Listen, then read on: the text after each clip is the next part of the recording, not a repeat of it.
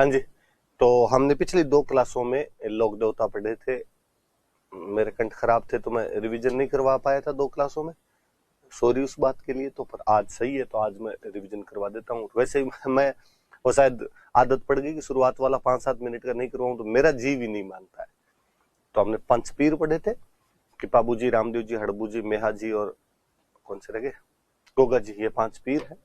और पाबू जी के बारे में हम पढ़ रहे थे कि पाबू जी राठौड़ का जन्म कोलूमंड में, पिता धंदल जी, मम्मी का नाम आपके कमला दे और पत्नी का नाम उनके सुप्यार दे या फूलम दे, जो अमरकोट के सूरजमल सोडा की राजकुमारी थी। उनके 2 सहयोगी थे, भील भाई चांदा और तमा।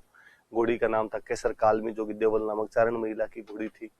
और मेला लगता है कोलूमंड में चैत्र अमावस्या के दिन। उनका डेचू नाम के गांव में जिंदराव खिंची के खिलाफ गायों की रक्षा के लिए लड़ते हैं। देवल चारण की गायों की रक्षा के लिए 3 फेरों के बाद उठकर आ गए थे, शहीद हो जाते हैं युद्ध में।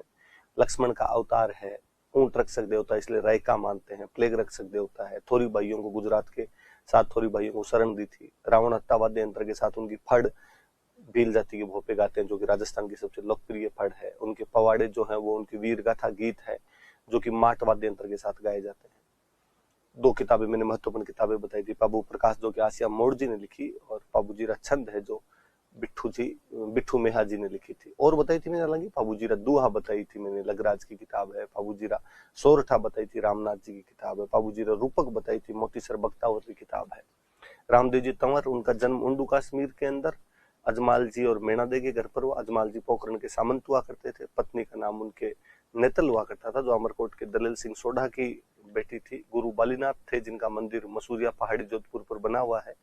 और उनका जो मंदिर है वो रुणिचा रामदेवरा के अंदर है। मेले वगैरह की बातें हमने पहले पढ़ ली थी।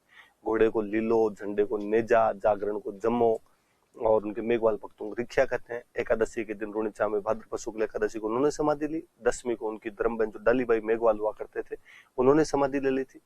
पगले पूजे जाते हैं उनके मंदिर में। कमड़िया पंथ स्थापित किया, जिसकी महिलाएं 13 ताली नृत्य करती है। 24 बाणिया नाम की पुस्तक लिखी थी। और हमने और तो क्या पढ़ा इसके बारे में, रामदेव जी में यही पढ़ी थी बड़ी बड़ी बात। मंदिर पढ़े थे, रुणिचा में है, पोखरण के अंदर है, हल्दीना अलवर के अंदर है, छोटा रामदेवरा जो गुजरात में वहां पर है, मसूरिया पहाड़ी में तो है ही मंदिर बालीनाथ जी का, तो वहां पर इनका मंदिर भी बना हुआ है। सांप्रदायिक सौहार्द बढ़ाने का, हिंदू मुस्लिम एकता बढ़ाने का और सॉरी आपके सामाजिक भेदभाव कम करने का इन्होंने प्रयास किया था। और भेरू नाम का एक कोई वो अत्याचारी मनुष्य था, उसका दमन किया था। मैंने बताया था, सेठ था, ब्याज लिया करता था, भगा दिया था। विष्णु का अवतार माना जाता है, पीरों का पीर कहा जाता है इनको। गोगा जी चौहान का जन्म ददरेवा में जेवर सिंह और बाछल दे के घर पर हुआ था, और गजनवी के खिलाफ युद्ध किया था, इसलिए इनको जाहिर पीर कहा गया। अर्जन सर्जन के खिलाफ गायों की रक्षा के लिए लड़ते हुए मारे गए थे। और हम पढ़ रहे थे सर्प रक्षक देवता है गोगा मेड़ी के अंदर। तो धड़ मेड़ी का दो, धुर मेड़ी का दो, ददरेवा में शीर्ष मेड़ी है। खिलेरियों की डायनिम गोगा जी की ओल्डी बनी हुई है, जो जालोर के अंदर है। और खेजड़ी के पेड़ के नीचे बनाए जाते हैं। गोगा जी का रसावड़ा नाम की किताब कवि मेह ने लिखी है। गोगा मेड़ी वाला जो मंदिर है वो बिस्मिल्ला लिखा हुआ और मकबरा शैली में बना हुआ है। हड़बू जी सांकला रामदेव जी के मौसेरे भाई हुआ करते थे, और बालीनाथ जी इनके भी गुरु थे। हरबम जाल रहा करते थे। बाद में जोधा जी को मंडोर जीतने का आशीर्वाद और कटार दी थी। जोधा जी ने बैंकटी दे दिया, वहां गायों की सेवा करते थे। बैलगाड़ी की पूजा होती है। अजीत सिंह जी ने मंदिर बनवा दिया। भविष्य वक्ता थे, सियार इनका वाहन है। मेहाजी मांगलिया मंदिर बापीणी के अंदर है। कृष्ण जन्माष्टमी को मेला लगता है। किरेड़ काबरा इनके घोड़े का नाम है। भोपों की वंशवृद्धि नहीं होती। चुंडा के समकालीन थे। रणक देव बाड़ी जैसलमेर के खिलाफ लड़ते हुए मारे गए थे। तेजाजी महाराज का जन्म जाट परिवार में खरनाल के अंदर ताहड़ जी और रामकुंवरी के घर पर हुआ था। पत्नी का नाम पेमल दे था, जो कि अजमेर में पंदेर नाम के गांव के रहने वाले थे। लाचा नामक गुर्जर महिला की गायों को बचाते हुए तेजाजी महाराज घायल हो जाते हैं और सुरसुरा गांव में सांप के काटने से मृत्यु हो जाती है। हम उनको सर्प रक्षक देवता या काला बाला के देवता के रूप में पूजते हैं। उनकी घोड़ी का नाम लीलन था। उनके जो पुजारी होते हैं उनको घोड़ला कहते हैं। तेजाजी महाराज पे खुद पे डाक टिकट जारी हो चुका है। उनकी घोड़ी पर एक रेल सेवा जारी की जा चुकी है। तेजाजीरा जुंझार तेजा नाम की पुस्तक लजाराम मेहता ने लिखी। तेजाजीरा ब्यावड़ा नाम की पुस्तक वंशीधर शर्मा ने लिखी। इनकी बहन बुंगरी माता का भी खरनाल में मंदिर बना हुआ है। चंद्रिया, भावता, सुरसुरा, परबतसर, बासी दुगारी, कई जगह पे तेजाजी महाराज के मंदिर है।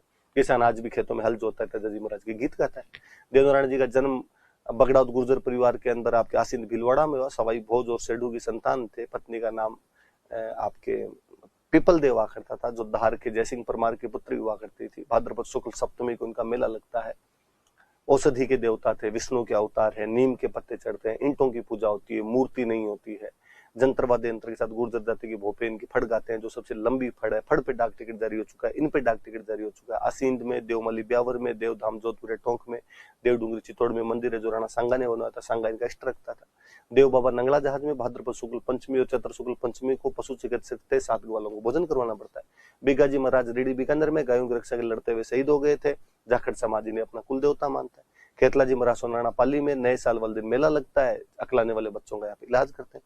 आलमजी महाराज दोरीमन्ना बाड़मेर के अंदर, और ये जो थे आपके जैतमाला राठौड़ थे और घोड़ा रक्षक देवता के रूप में पूजे जाते हैं। मामा देव बरसात के देवता है, मंदिर होता नहीं, तोरण की पूजा करते हैं। राजी करने के लिए आपके भैंसे की बलि देनी पड़ जाती है। हररामजी महाराज जोरडा के अंदर भाद्रपद शुक्ल पंचमी को सांप की बाम्बी की पूजा करी जाती है। केसरिया कुंवर जी भी सर्परक्षक देवता है जो गोगा जी के बेटे थे। जरडा जी पाबू जी के भतीजे थे, जिंदराव खिंची को मारकर पिता और चाचा की हत्या का बदला लिया था इन्होंने। आपने राजस्थान वाले रूपनाथ कहते हैं। सिंबुदड़ार कोलूमंड में मंदिर है। हिमाचल प्रदेश वाले इनको बालकनाथ कहते हैं।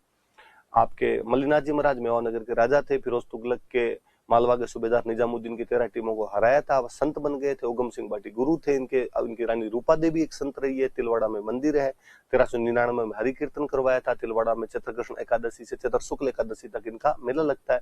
तल्लीनाथ जी महाराज का वास्तव में नाम गोगादेव राठौड़ था, शेरगढ़ के सामंत थे।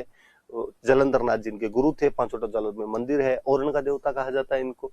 और कौन सा पड़ा है, झुंझार जी महाराज इमलोहा में जन्म हुआ था। श्यालोदड़ा में मंदिर है। रामनवमी को मेला लगता है। दूल्हा दुल्हन और 3 भाइयों की मूर्तियां हैं वहां पर। और वीर फत्ता जी महाराज सांतु जालोर के अंदर इनका मंदिर बना हुआ है। भाद्रपद शुक्ल नवमी के दिन इनका वहां पर मेला लगता है। डूंग जी जवार जी बठोट पाटोदा के सामंत हुआ करते थे। करुणा जी मीणा, आपके लोठू जी निठारवाल, बालू जी नाई, शंखू जी लोहार के साथ मिलकर टीम बना ली। डाकू बन गए थे। अमीरों को लूट कर गरीबों में धन बांटा करते थे। आगरा की जेल और नसीराबाद की छावनी लूट ली थी इन लोगों ने। ये लोग देवता हमने पढ़े। एक आधा कोई दिमाग से नाम निकल गया, सो सलाम महाराज माफ करे। और आज अपने एक नया टॉपिक शुरू करते हैं।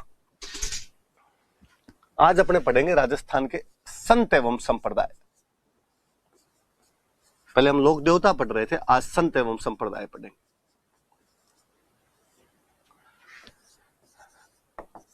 सेंट एंड सेक्ट, राजस्थान के संत और संप्रदाय पढ़ेंगे। देखो, मैं लोक देवता जब मैंने शुरू किए थे तो मैंने एक सिंपल सी बात बताई थी आपको।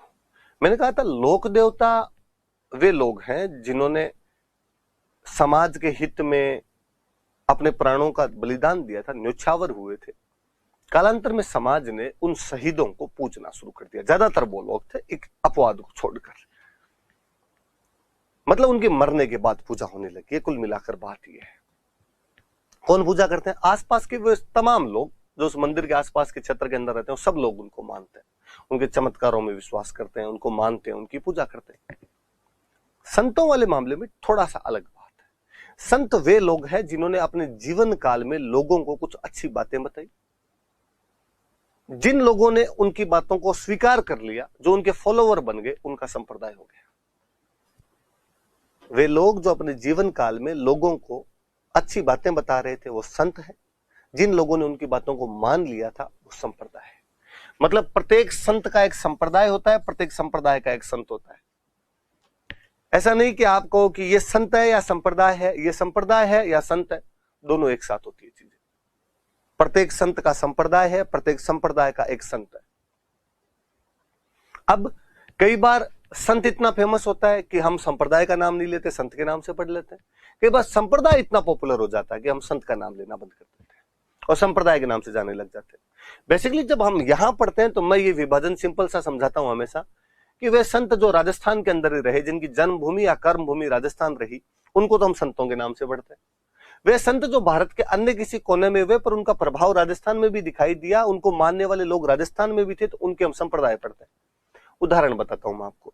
मैं कहूं जाम्बोजी महाराज और जसनाथ जी महाराज दोनों राजस्थान के थे। दोनों ने दो संप्रदाय चलाए। जाम्बोजी का संप्रदाय बिश्नोई है, जसनाथ जी का संप्रदाय जसनाथी है। पर वहां हम संत पढ़ते हैं, वहां मैं आपको जाम्बोजी और जसनाथ जी पढ़ाऊंगा। दो उदाहरण दूं मैं आपको। निम्बारकाचार्य जी महाराज और वल्लभाचार्य जी महाराज, एक साउथ इंडिया के थे, एक उड़ीसा के थे। वहां मैं कभी भी ये नहीं कहता मैं वल्लभाचार्य जी के बारे में पढ़ाऊंगा, मैं निम्बारकाचार्य जी के बारे में पढ़ाऊंगा। वहां मैं कहूंगा मैं वल्लभ संप्रदाय पढ़ाऊंगा, मैं निम्बारक संप्रदाय पढ़ाऊंगा। हुए कहीं थे, पर उनके फॉलोवर राजस्थान में भी है। हम उन फॉलोवर के बारे में जानना चाहते हैं कि उनकी क्रियाकलाप क्या है, किसकी पूजा करते हैं, किसको मानते हैं, किसको नहीं मानते हैं। ये तो सिंपल सा मैंने बता दिया आपको। प्रत्येक संत का एक संप्रदाय होता है, प्रत्येक संप्रदाय का क्या होता है, एक संत होता है। अब एक एक संत ले लेते हैं अपने। मैं पहले एक संत लेता हूं, दादू दयाल जी।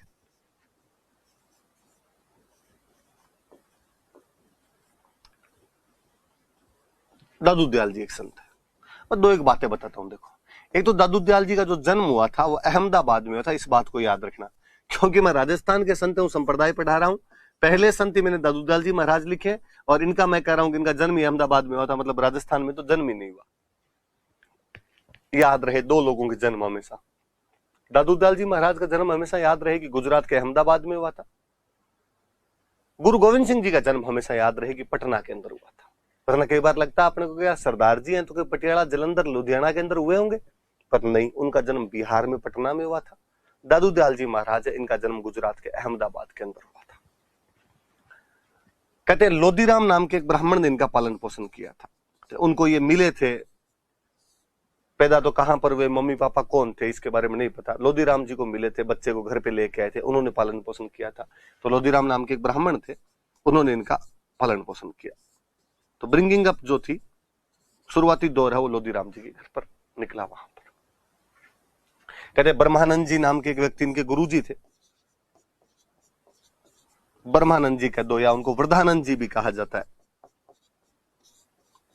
या किसी ने उनको बुढ़न बाबा भी कह दिया कि वृद्ध है तो बुढ़ा ही कह दो, फिर तो बुढ़न बाबा कह दो। ये इनके गुरुजी हुआ करते थे। तो जन्म अहमदाबाद के अंदर हुआ था। लोदीराम नामक ब्राह्मण ने इनका पालन पोषण किया था। ब्रह्मानंद जी, वृद्धानंद जी या बुढ़न बाबा इनके गुरुजी हुआ करते थे। बाद में अपने राजस्थान आ गए थे, और राजस्थान में शुरुआती कई दिनों तक ये सांभर रहे थे।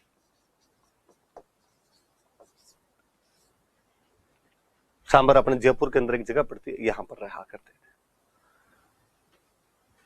बाद में कई दिनों तक आमेर रहे थे। संत हमेशा यात्राएं करते रहते थे, इधर उधर खूब, आमेर में, मारवाड़ में, ढूंढाड़ में, खूब सारी जगह पे घूमे थे। फाइनली लास्ट के अंदर जयपुर में एक जगह अपने पड़ती है नरेना, यहाँ पे नरेना आ गए थे। ये नरेना में मृत्यु हुई थी। तो दादूपंथियों का जो मुख्य केंद्र है वो नरेना ही है। कि सांबर के अंदर शुरुआत में उपदेश देने वगैरह शुरू किए थे, फिर आमेर चले गए थे। कहते 6 साल के आसपास सांबर रहे थे, 14 साल के आसपास आमेर रहे थे, अंतिम समय अपना नरेना के अंदर बिताया था, यहां आ गए थे। बाद में दादूपंथियों की जो मुख्य पीठ है वो नरेना के अंदर स्थापित हो गई थी, नरेना के अंदर ये रहने लग गए थे। कहते निर्गुण भक्ति का संदेश दिया था इन्होंने।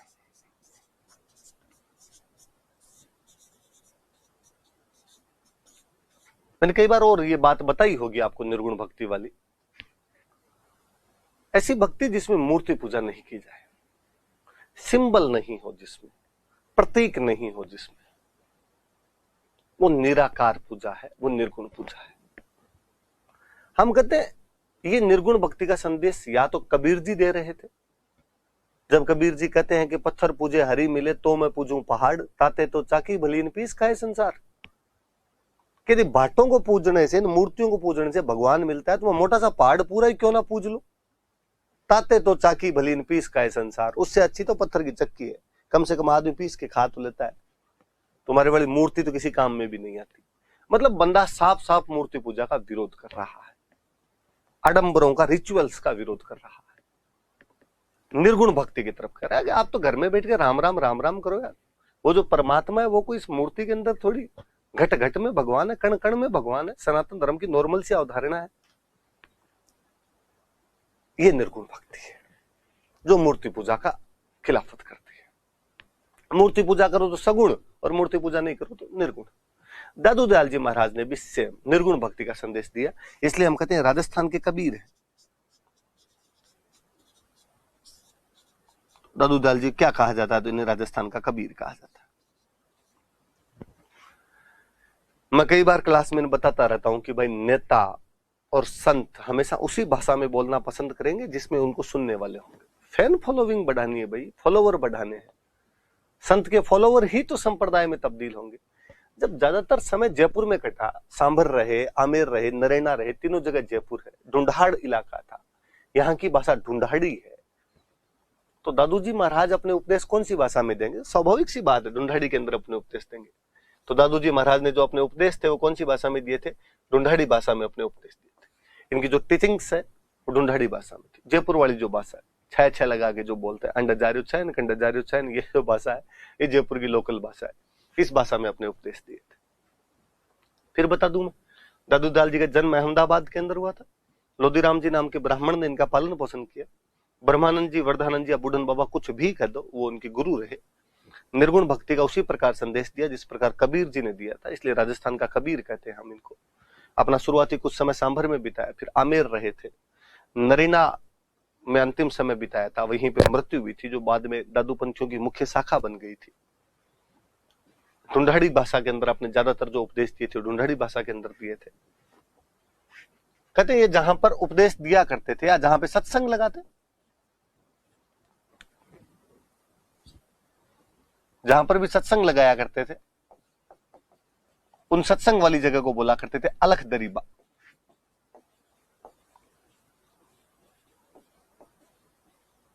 उन स्थानों को या तो अलख दरीबा कहते या एक शब्द और हुआ करता था चौगान।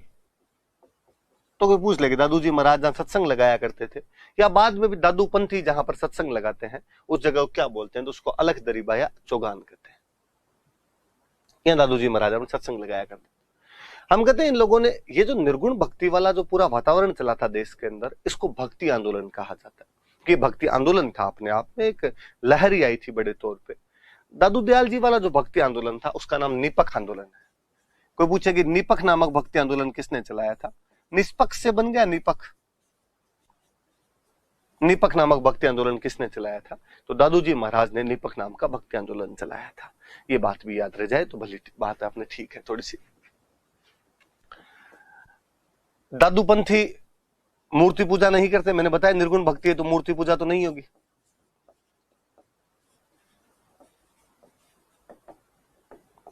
मूर्ति पूजा नहीं करेंगे। मंदिर जो होता है, मंदिर को बोलते हैं दादू द्वारा। अब देखो मैं फिर एक बात पर आता हूं, सिख संप्रदाय में मूर्ति पूजा नहीं होती, वो गुरुद्वारे बोलते हैं उनको कि गुरु जी का द्वारा है इसलिए गुरुद्वारा कर दो। दादू पंथी भी मूर्ति पूजा नहीं करते। दादू जी के जो फॉलोवर हुए उनको आप दादू संप्रदाय बोल दो या दादू पंथ बोल दो, एक ही बात है। दादू पंथ भी मूर्ति पूजा नहीं करते, पर मंदिर होता है, मंदिर को दादू द्वारा बोलते हैं। तो अपने दिमाग में स्वाभाविक आता है कि जब मूर्ति पूजा करते नहीं तो मंदिर में करते क्या हो? हम लोग तो मंदिर जाते इसलिए कि वहां पे मूर्ति है। तो मैंने एक दिन पहले बताई थी कि जो भी निर्गुण वाले संप्रदाय है, जो मूर्तियों की पूजा नहीं करते हैं, वो किताबों की पूजा करेंगे। मैंने बताया था यहूदी ओल्ड टेस्टामेंट को मान ले, ईसाई बाइबिल को मान ले, मुसलमान कुरान को मान ले, सिख गुरु ग्रंथ साहिब को मान ले। इन्होंने कहा हम भी किताबों की पूजा करेंगे। किताब कौन सी? जो दादू जी के उपदेश जिसमें लिखे हुए, और दादू जी के उपदेश जिस किताब के अंदर लिखे उस किताब का नाम है वाणी। तो मंदिर में किसकी पूजा की जाती है? तो वाणी की। दादू दयाल जी की जो वाणी है उसकी पूजा की जाती है। दादू दयाल जी की वाणी की पूजा की जाती है। आमेर अपना लंबा टाइम बिताया दादू दयाल जी महाराज। आमेर में उस समय राजा हुआ करते थे भगवंत दास जी, पढ़े हमने हिस्ट्री के अंदर। भगवंत दास जी आमेर के राजा थे। अकबर मुगल बादशाह जो था फतेहपुर सीकरी में उन दिनों आया हुआ था। यूपी में जो फतेहपुर सीकरी पड़ता है वहां पर मुगल बादशाह अकबर आया हुआ था।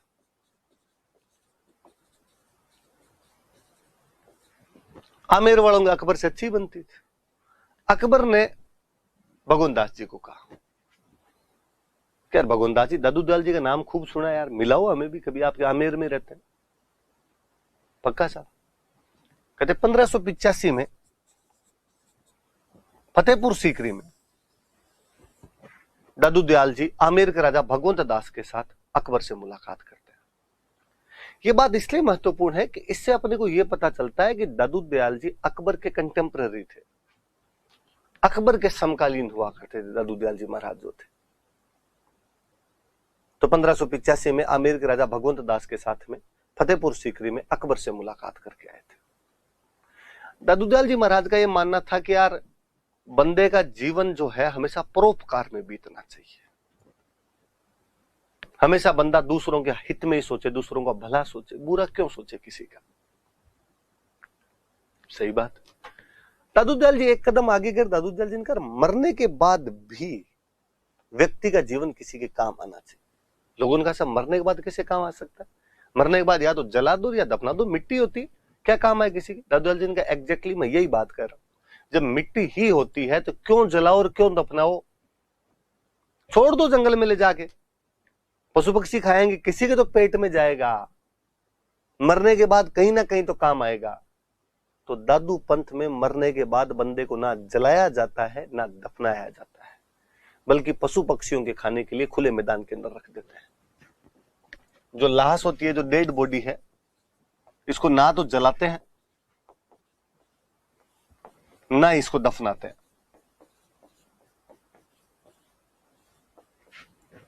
ना इधर ब्रेंट नोर ब्रीड, ना जलाया जाए ना दफनाया जाए। तो साहब तो पशु पक्षियों का भोजन है और खुले मैदान में रख दो, ओपन ग्राउंड के अंदर रख दिया जाए।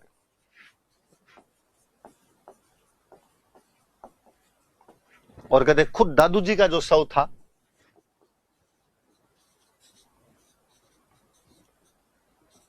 वो जयपुर में एक पहाड़ी पड़ती है, भैराना की पहाड़ी,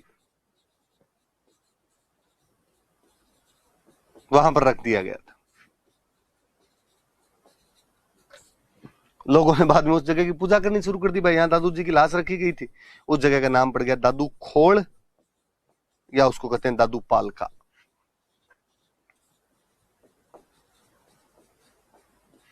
दादू खोल या दादू पालका कहा जाता है उस जगह को।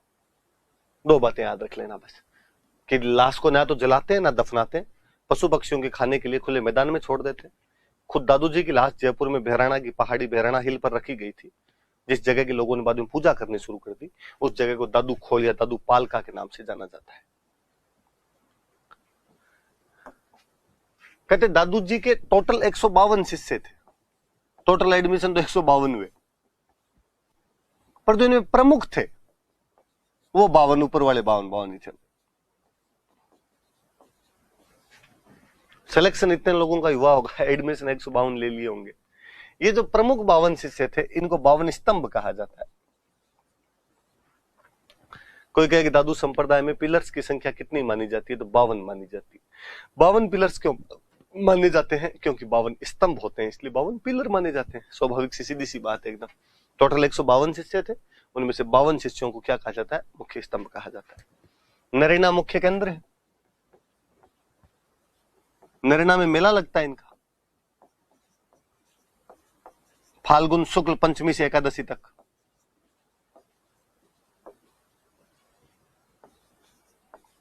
पंचमी से एकादशी तक मेला होता है।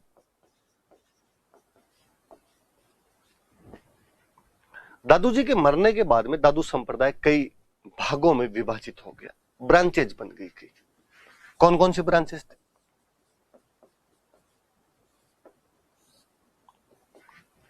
मैं नाम लिखता हूं, फिर हम बात करेंगे।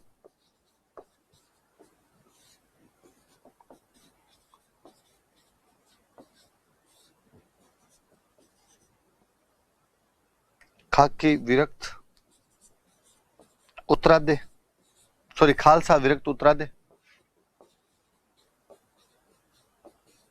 खाकी और नागा। दादू पंथ की ब्रांचेज है, खालसा, विरक्त, उत्तरादे, खाकी और नागा। हिस्ट्री पढ़ाते समय मैंने बार बार बताया होगा कि मुख्य केंद्र के अधीन जो भी होता है उसको खालसा कहते हैं। मुख्य केंद्र कौन सा? नरेना। तो जो नरेना वाली पीठ को ज्यादा मानते हैं वो तो कौन से हो गए? खालसा। दादू संप्रदाय में उनको क्या बोलेंगे? तो उनको खालसा दादू संप्रदाय वाले बोलेंगे। वे जिन्होंने घर बार छोड़ दिया, विरक्त हो गए, मोह माया से कोई भी लेना देना नहीं रखा, उनको हमने कहना शुरू कर दिया विरक्त। जो घर बार छोड़ देते हैं, घूम घूम के दादू संप्रदाय का प्रचार प्रसार करते हैं, एक जगह पे रहते ही नहीं है, विरक्त हो गए। दादू दयाल जी के मरने के बाद में एक चले हुआ करते थे, बनवारी दास जी महाराज। बनवारी दास जी महाराज जो थे वो चले गए थे बाद में हरियाणा। हरियाणा राजस्थान से किस दिशा में पड़ता है? तो अपने कहते हैं राजस्थान से उत्तर दिशा में पड़ता है, तो वो हो गए उत्तराद्य। तो जो हरियाणा में रतिया नाम की जगह पर इन्होंने अपना केंद्र बना लिया था। जो हरियाणा में रतिया की तरफ चले गए थे वो उत्तराद्य हो गए।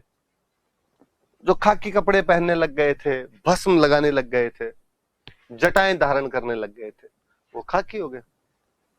और जो जिंदाबाद ही रहने लग गए थे वो नागी हो गए। 5 ब्रांचेज है। जो मुख्य पीठ को मानते हैं वो खालसा, घर बार छोड़ के दादू संप्रदाय का प्रचार प्रसार किया। विरक्त बनवारी दास जी के साथ हरियाणा में रतिया की तरफ चले गए, उत्तरादे। भस्म लगा के, जटा लगा के, राख लगा के वैसे रहे वो खाकी। एक नागा। 5 ब्रांचेज हो गई, याद रखना इनके नाम। शिष्य 52, जिनको 52 स्तंभ कहते हैं, ब्रांचेज ये 5। मैं वापस थोड़ी थोड़ी बातें बताऊं, पीछे से वापस देखो। दादू दयाल जी का जन्म गुजरात के अहमदाबाद में हुआ। लोधीराम जी नामक ब्राह्मण ने इनका पालन पोषण किया। ब्रह्मानंद जी, वर्धानंद जी या बूढ़न बाबा इनके गुरुजी थे। अपना काफी समय सांभर के अंदर बिताया, आमेर में रहे। अंतिम समय में नरेना आ गए थे, वहीं पर मृत्यु भी। ये इनका मुख्य केंद्र है। तीनों क्षेत्र आपके जयपुर में पढ़ते हैं। तो अपने उपदेश सारे ढूंढाड़ी भाषा के अंदर दिए थे इन्होंने। किस बात के उपदेश दिए? तो निर्गुण भक्ति के उपदेश दिए। ऐसे कुछ उपदेश कबीर जी ने दिए, इसलिए हम इनको राजस्थान का कबीर कहते हैं। जहां सत्संग दिया करते थे उस जगह को अलख दरीबा या चौगान कहते हैं। निपख नाम का भक्ति आंदोलन चलाया था इन्होंने। मूर्ति पूजा नहीं करते, तो मंदिर जो दादू द्वारा इनका होता है उसमें किसकी पूजा की जाए? तो उसमें दादू जी की जो उपदेश है वो वाणी नाम के ग्रंथ में संकलित है, उसकी पूजा की जाती। आमेर में जब रहते थे तो राजा भगवान दास जी के साथ 1585 में अकबर से मिलने के लिए गए थे। फतेहपुर सीकरी में अकबर से मुलाकात की थी। लाश को ना तो जलाते हैं ना दफनाते हैं, खुले मैदान में पशु पक्षियों के खाने के लिए छोड़ देते हैं। खुद दादू जी की लाश बहराना की पहाड़ी में रख दी गई। बहराना की पहाड़ी को उसको दादू खोए दादू पालका कहते। 152 टोटल शिष्य थे, जिनमें प्रमुख शिष्य 52 है, जिनको कि 52 स्तंभ कहा जाता है। नरेना मुख्य पीठ है, जहां पर फाल्गुन शुक्ल पंचमी से एकादशी तक मेला लगता है। जो नरेना वाली पीठ को मानते हैं वो खालसा हो गए। जो घर बार छोड़ के रहते थे वो विरक्त हो गए। जो हरियाणा की तरफ चले गए थे उत्तरादे हो गए। जटाएं धारण करते थे तो नाग खाकी हो गए। और एक लास्ट ब्रांच आपकी नागा हो गई। थोड़ी सी बात और करते हैं, इनके शिष्यों के बारे में बात करते हैं। प्रमुख शिष्य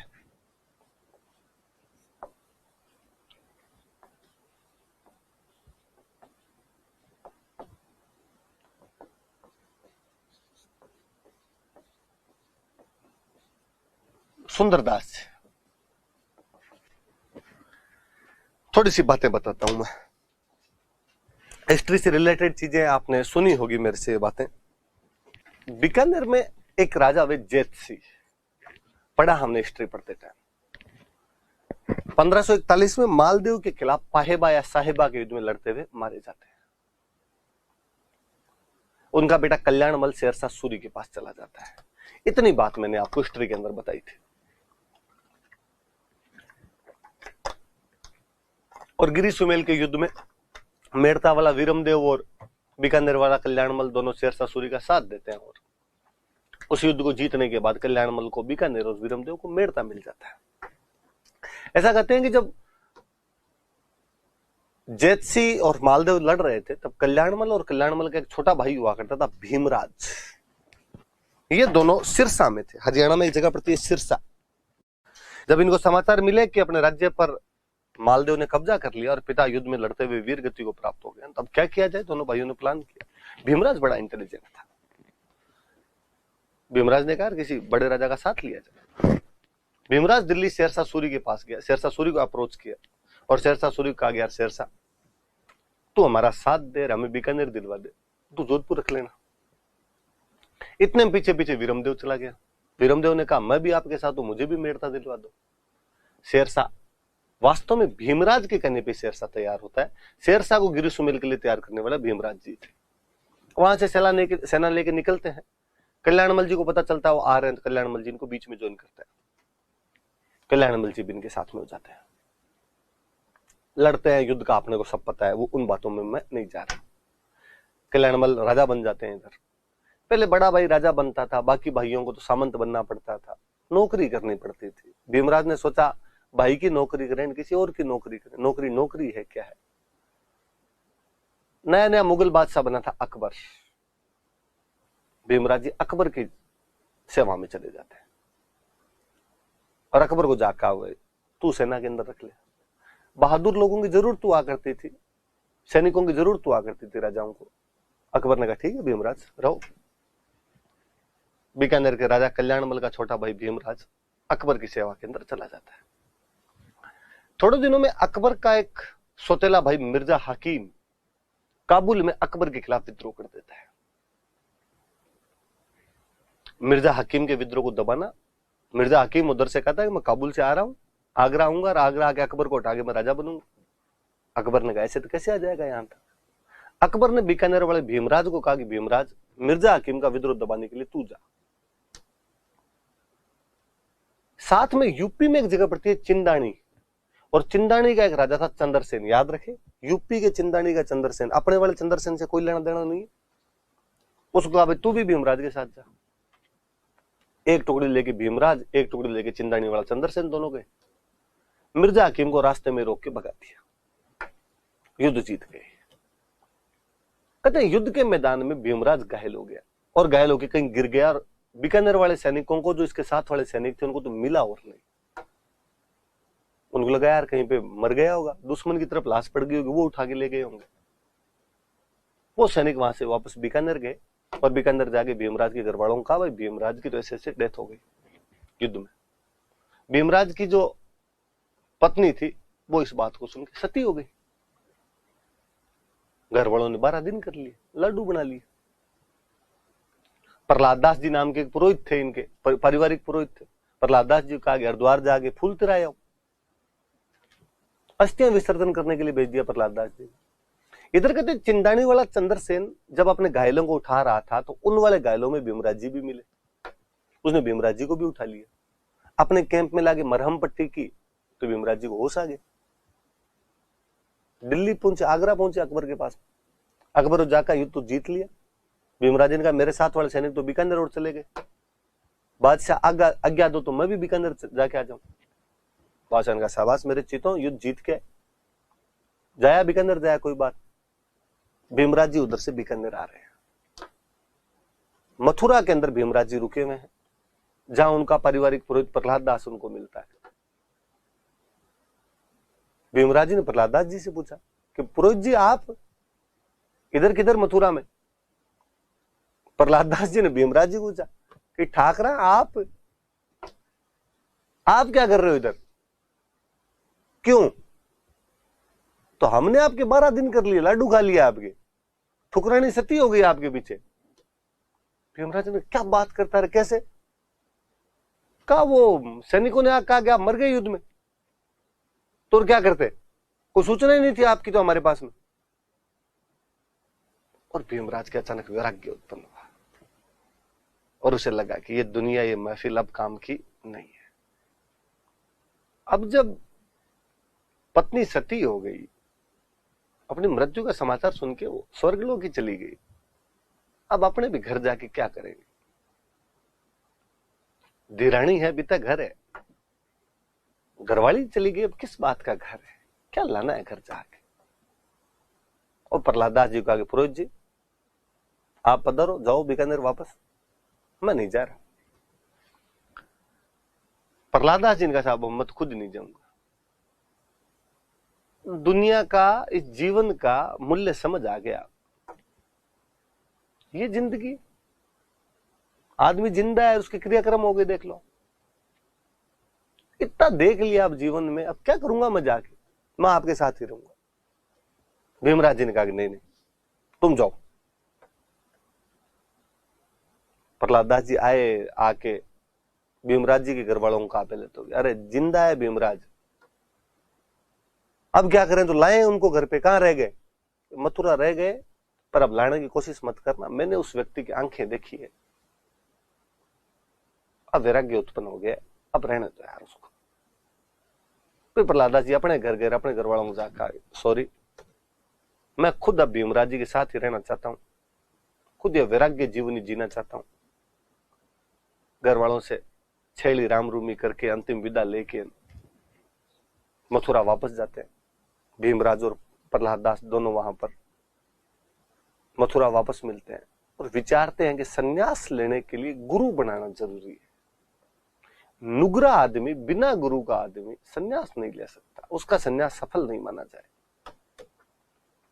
फतेहपुर सीकरी में चतुरदास जी महाराज नाम के एक महाराज हुआ करते थे, अच्छे संत थे। गए भीमराज प्रहलाद दास दोनों, का चतुरदास जी मुझे, हम दोनों को अपने चेले बना लो। चतुरदास जी ने कहा है तुम थोड़े ऊंचे लेवल के और थोड़े, मैं तुम्हारा गुरु बनने लायक हूं नहीं। तो साहब हमारा गुरु कौन बने, हमें मुक्ति का मार्ग कौन दिखाए? सांबर वाली पहाड़ियों में दादू दयाल बैठा हुआ है, तुम दादू दयाल के पास जाओ। आए दोनों। भीमराज राजकुमार था, बीकानेर के राजा कल्याणमल का छोटा भाई था,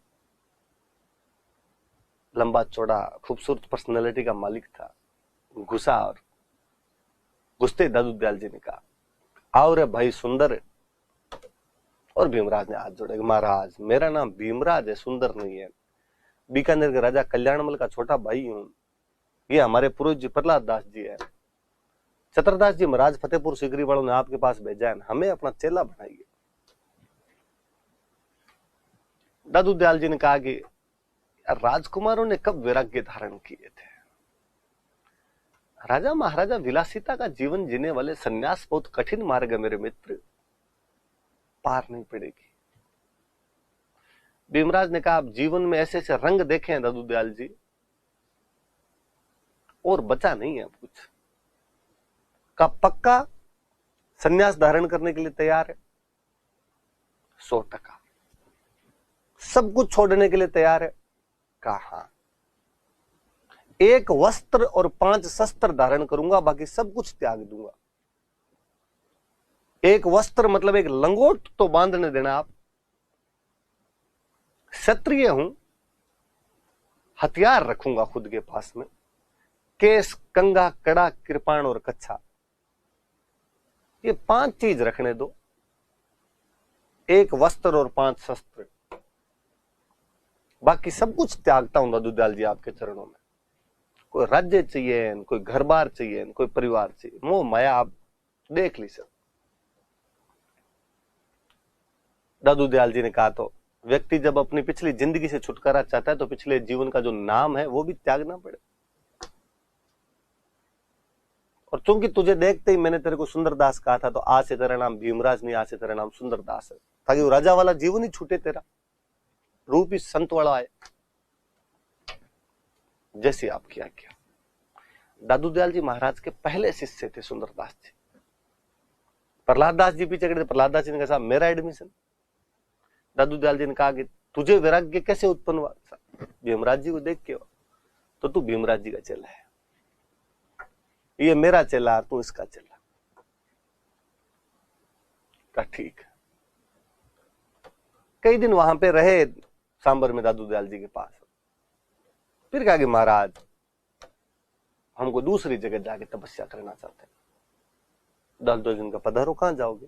कि हम फतेहपुर सीकरी से जब आ रहे थे ना, तो दोसा में एक जगह आई थी घाटड़ा, पहाड़ों के बीच में साहब, जगह बहुत अच्छी लगी, आप फरमाओ, आज्ञा दो तो हम वहां जाके तपस्या कर ले। जाओ। भीमराज जी और या सुंदरदास जी कह दो आप, अपने शिष्य प्रहलाद दास जी के साथ में घाटड़ा दोसा में एक जगह पड़ती है, वहां चले गए।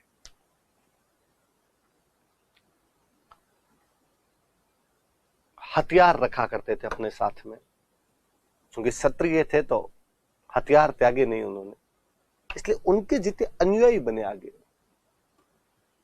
वो भी हथियार रखा करते थे। कपड़ों तक का त्याग कर दिया था। दादू संप्रदाय की नागा शाखा इन्हीं सुंदरदास जी महाराज द्वारा शुरू की गई। दादू जी के प्रथम शिष्य थे सुंदरदास जी महाराज, नागा शाखा के संस्थापक थे वो। कहते कई दिन घाटड़ा रहे और फिर प्रहलाद दास जी को सब कुछ सौंप सांप के और कहा कि मैं हिमालय जाऊंगा। हिमालय चले गए थे बाद में। दादू संप्रदाय वाले कहते हैं कि सुंदरदास जी महाराज हिमालय में आज भी जिंदा है। सुंदरदास जी महाराज मरे नहीं है, पहाड़ियों में आज भी विचरण करते हैं। उनमें चमत्कारों के कई किस्से प्रसिद्ध है सुंदरदास जी महाराज के। उनकी जो नागा शाखा थी, वो अपने पास हथियार रखती थी, हमेशा लड़ाई किया करती थी। जहां पर वो नागा साधु रहते उनको छावनी कहते थे। आप कहोगे सब साधु और लड़ाई, किससे लड़ाई करे हो? वे नागा साधु सुंदरदास जी की वो सेना धर्म की रक्षा के लिए लड़ी। जब औरंगजेब जैसे दुर्दांत राजाओं ने विधर्मियों के पूजा स्थलों को तोड़ना शुरू किया, तब उन नागा साधुओं ने अपने जी जान की बाजियां लगा दी थी। मुझे याद आता है कि खाटू श्याम जी के मंदिर पर जब औरंगजेब का आक्रमण हुआ और आमेर और मारवाड़ की सेनाएं भी लड़ने में हिचकिचा रही थी, तब वो नागा साधु अपने अपने हथियार लेकर खाटू श्याम जी के मंदिर को बचाने के लिए तत्पर हो गए थे। आज भी हम में से कोई खाटू श्याम जी जाता है और उस मंदिर को वैसा ही पाता है जैसा वो किसी समय में रहा होगा, तो नागा साधुओं का कोटि कोटि धन्यवाद अर्पण करना चाहिए कि सुंदरदास जी के वो चेले अपने उस गुरु की बात को किस प्रकार निभाते रहे और हथियारों के माध्यम से उस बात को चरितार्थ करते रहे कि सनातन संस्कृति में संन्यास केवल शास्त्र नहीं, शस्त्र का भी उतना ही प्रयोग करना सिखाता है। कालांतर में जब मराठे राजस्थान को पद दलित कर रहे थे, आक्रांता बनकर लूट खसोट कर रहे थे, मैंने कभी बताया था कि मराठों से लड़ने में सबसे अग्रणी कोई रियासत थी तो आमेर थी।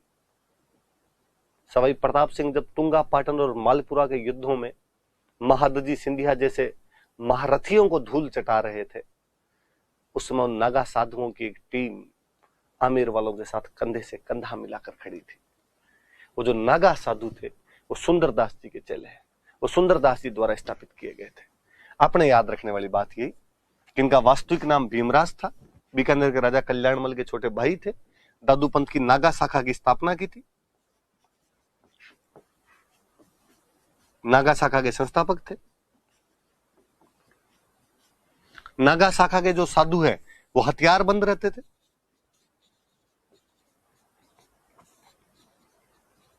जहां पे नागा साधु रहते थे उस जगह को छावनी बोलते। सैनिक जहां रहते उसको छावनी तो कहते हैं। मराठा आक्रमणों के समय इन्होंने जयपुर के राजाओं की मदद की थी। बेसिकली सवाई प्रताप सिंह वाला थोड़ा सा याद रखना कि मराठा आक्रमणों के समय सवाई प्रताप सिंह की सहायता की।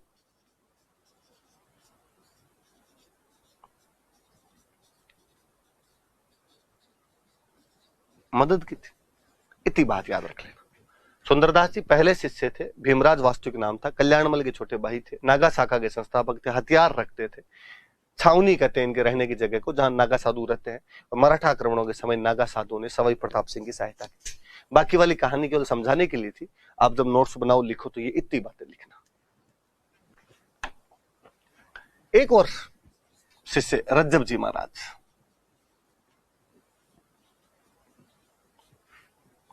सांगानेर के पठान थे।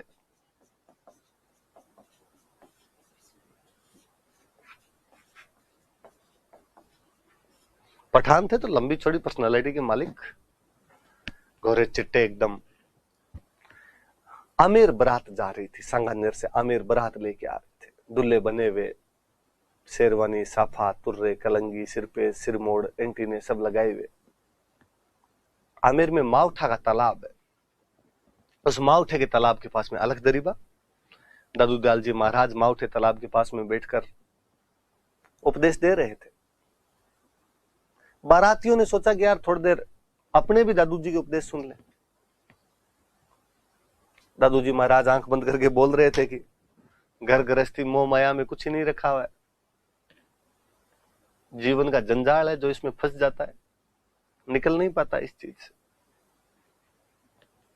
उपनिषदों की उस लाइन को दोहरा रहे थे जिसके अंदर लिखा होता कि ब्रह्म सत्यम जगत मिथ्या जीवो ब्रह्म ना परे। जगत जो कुछ दिखाई देता है मिथ्या है, सपना है, टूटेगा एक दिन। एकमात्र सत्य वो ब्रह्म है, उसकी सत्ता के सिवाय दूसरी कोई सत्ता इस दुनिया के अंदर नहीं है।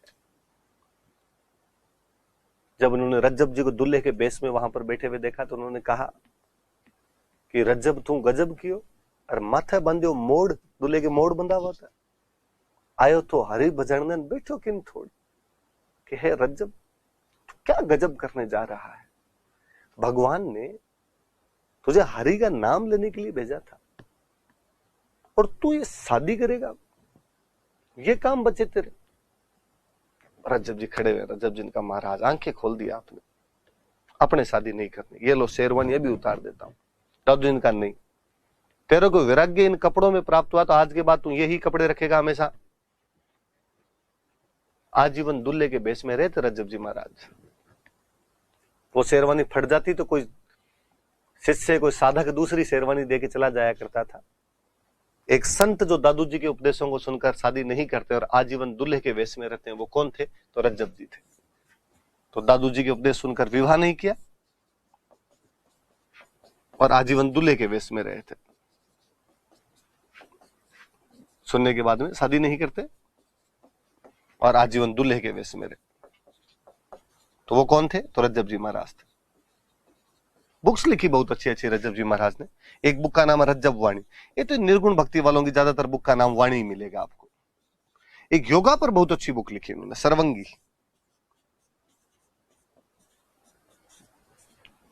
दो बुक है, रज्जब वाणी और सर्वंगी, रज्जब जी महाराज की बुक है। एक चले और कहते हैं दादू पंथ में दो सुंदरदास जी महाराज हुए। पहले वाले सुंदरदास जी को आप बड़े कर दो और इनको सुंदरदास जी को छोटे कर दो। वो लड़ाकू आदमी हुए थे, ये पढ़ाकू थे। उन्होंने जैसी लड़ाइयां की, इन्होंने उतनी पढ़ाइयां की। दादू संप्रदाय में सर्वाधिक इंटेलिजेंट कोई बंदे हुए थे तो सुंदरदास जी थे, छोटे सुंदरदास जी। एक आप यंगर कर दो, एक एल्डर कर दो। वो बड़े सुंदरदास जी, छोटे सुंदरदास जी। वो क्षत्रिय थे, इनका वैश्य परिवार में जन्म हुआ। खूब पढ़ाकू थे तो खूब किताबें लिखी, 42 के आसपास ग्रंथ लिखे। ज्ञान समुद्र,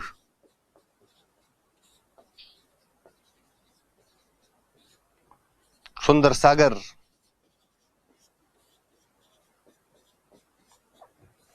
खूब सारी किताब है। अपने इतनी याद रखना, 42 किताबें लिखी थी। दौसा में एक जगह पड़ती है गेटोलाव, वो मुख्य केंद्र है। वैसे ज्यादातर टाइम अपना सिक्कर में फतेहपुर नाम की जगह है, वहां पर बिताया था। फतेहपुर भी मुख्य केंद्र है। तो सुंदरदास जी छोटे, दादू संप्रदाय तो कहता है हमारे शंकराचार्य हैं। शंकराचार्य जितने इंटेलिजेंट थे उतने इंटेलिजेंट दादू पंथ में सुंदरदास जी महाराज, छोटे वाले। रज्जब जी को तो बहुत ही ज्यादा प्यार था दोनों में, तो रज्जब जी में, सुंदरदास जी में तो दोनों के विचार यूं मिलते जुलते। और आप इस चीज पर यूं गौर कीजिए कि सांप्रदायिक सद्भावना का कितना महत्वपूर्ण क्षेत्र रहा होगा कि रज्जब नाम का एक पठान और सुंदरदास नाम का एक वैश्य आपस में गहरे दोस्त है, एक जैसी बातें कर रहे हैं। वो रज्जब वाणी और सर्वंगी लिख रहे हैं, इधर ज्ञान समुद्र और सुंदर सागर लिखे जा रहे हैं। उस भक्ति आंदोलन ने सामाजिक समानता स्थापित करने में सर्वाधिक महत्वपूर्ण योगदान दिया था। और शिष्य वे, एक शिष्य वे बालिंद जी, संत सारे इंटेलिजेंट थे। ग्रंथ लिखा आरिलो। वैसे दादू दयाल जी के बाद में दादू दयाल जी के बेटे मुख्य उत्तराधिकारी बने थे, उनका नाम था गरीबदास जी। दादू दयाल जी के एक और बेटे हुआ करते थे, मिस्किन दास जी, ये भी मुख्य संत हुए इसके। मिस्किन का मतलब ही गरीबी होता है। मिथुन चक्रवर्ती की मूवी का एक गाना है, जी हाल है मिस्किन। बखना जी, माधोदास जी,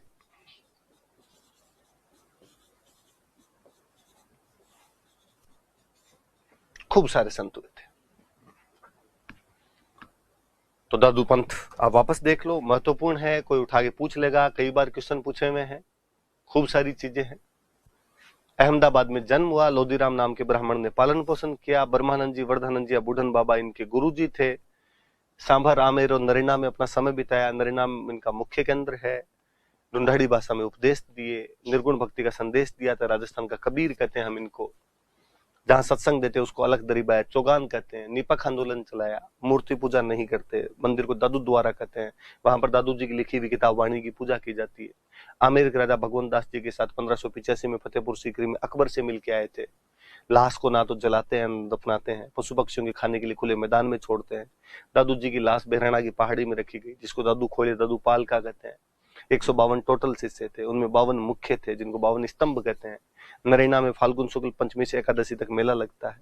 वे लोग जो नरेना को मानते हैं वो खालसा है, जो घर बार छोड़ गए वो विरक्त है, जो उत्तर की तरफ चले गए उत्तराधे है, जो भस्म और जटाएं रखे वो खाकी है, सुंदरदास जी के चले जो हथियार रखते थे वो नागे है।